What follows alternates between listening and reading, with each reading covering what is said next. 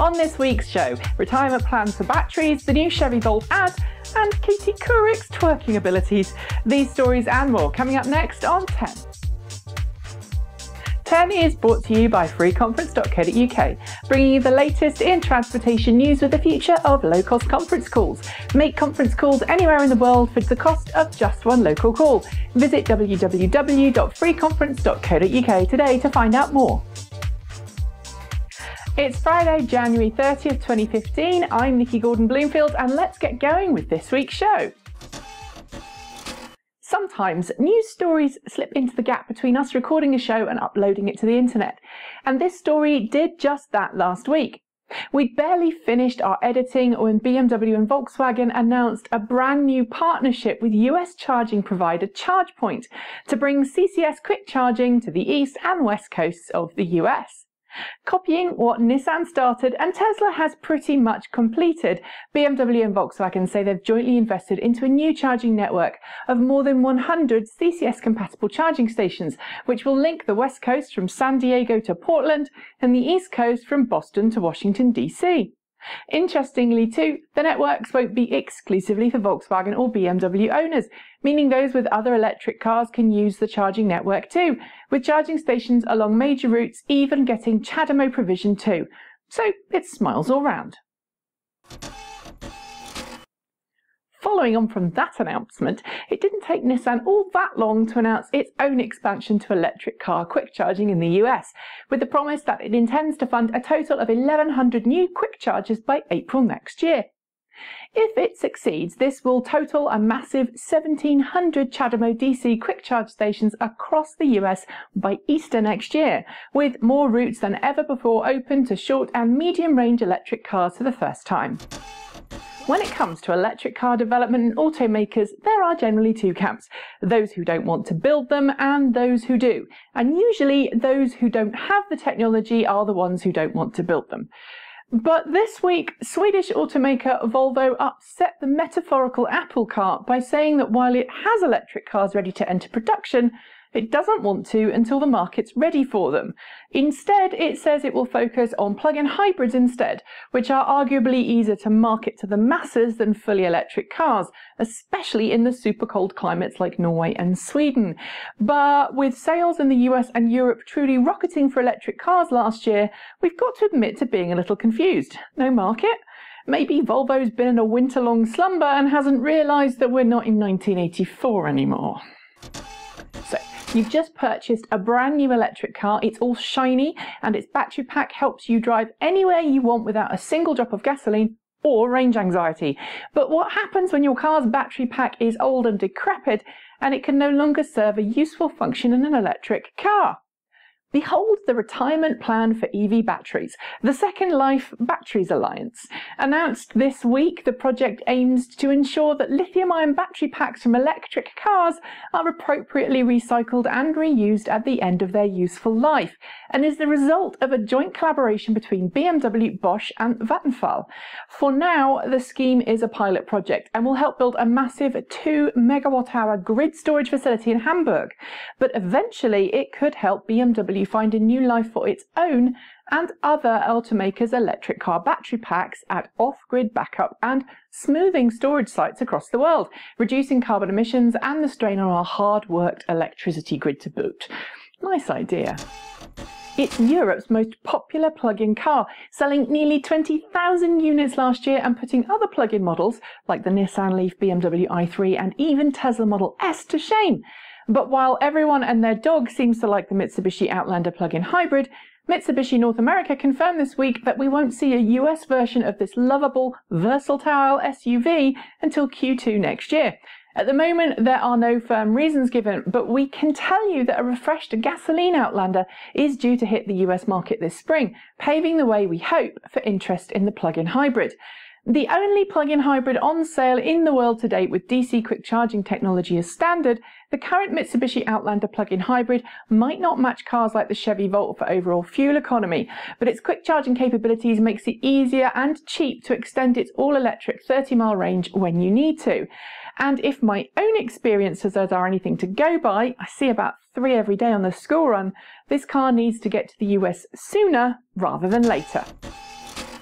It's been just 2 weeks since the 2016 Chevy Volt made its debut in Detroit, but we're already seeing the first TV ads for GM's second-generation range-extended EV. Published this week on YouTube, the latest unnamed Volt ad is pretty much like every other car ad we've seen, focusing on the car's sweeping lines, road-holding capabilities and interior comfort, with a series of wide chase shots and swooping close-ups. Watch it a few times, however, and you'll soon see the subtle undertones telling you that this car does indeed have an electric heart as well as a gasoline one, while the soothing techno beat with obligatory string synth pads, simple drum track and arpeggiated chords create an upbeat and modern feel. We'll whack a link to the YouTube video in the show notes, so be sure to watch it and let us know what you think in the comments below. On December 31st last year, the US federal government ended an $8,000 tax credit program for people purchasing a hydrogen fuel cell vehicle. Similar to the $7,500 federal tax credit for electric cars, its purpose was to encourage more people behind the wheel of a cleaner, greener car. But as you may or may not know at the time, the incentive was allowed to expire. There weren't any hydrogen fuel cell cars you could actually buy in the US, and only limited numbers of Hyundai hydrogen fuel cell SUVs and Honda Clarity FCX cars on lease. Now Toyota, whose hydrogen fuel cell Mirai sedan is due to go on sale this fall in California, is keen to get the US government to reinstate those expired tax credits, putting in some serious hours on Capitol Hill with its best lobbyists. What's more, despite a sticker price of $57,500, Toyota's top executives are still advertising and talking about the Mirai as if it costs less. In fact, as if the incentives still exist. It makes me wonder if they know something we don't. Watch this space. Germany became the latest country to properly embrace autonomous and semi-autonomous driving technology this week by announcing its A9 Autobahn between Munich and Berlin would become home to Germany's first public test track for autonomous vehicles. Part of Germany's famous Autobahn network, there are parts of the A9 with no official speed limit, making it a must-visit destination for many a speed-obsessed petrolhead. But while we don't know if the section chosen for the autonomous driving project will be unrestricted, we can tell you that the project calls for communication between the cars themselves and the road, allowing for what we'd presume to be some pretty impressive high-speed capabilities. Of course, the news can't come soon enough for German automakers Audi, BMW and Mercedes-Benz, all of whom have been testing their own autonomous driving prototypes in the US rather than their home country. Will it lend to self-driving cars hitting 300 km per hour on the Autobahn sometime soon? We don't know, but we are keen to find out. And finally, with the big game just days away, we're starting to see some of the new Super Bowl ads that will air this Sunday as the New England Patriots play off against the Seattle Seahawks.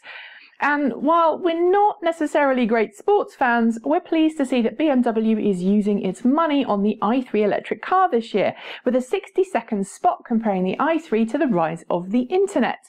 Starring TV anchors Katie Couric and Brian Gumbel, the funny, quirky ad makes fun of how we all used to react to the internet 20 years ago, how silly and strange it seems today, and then essentially tells us that we'll laugh in another 20 years to our reaction today to the weird and wonderful world of the electric car.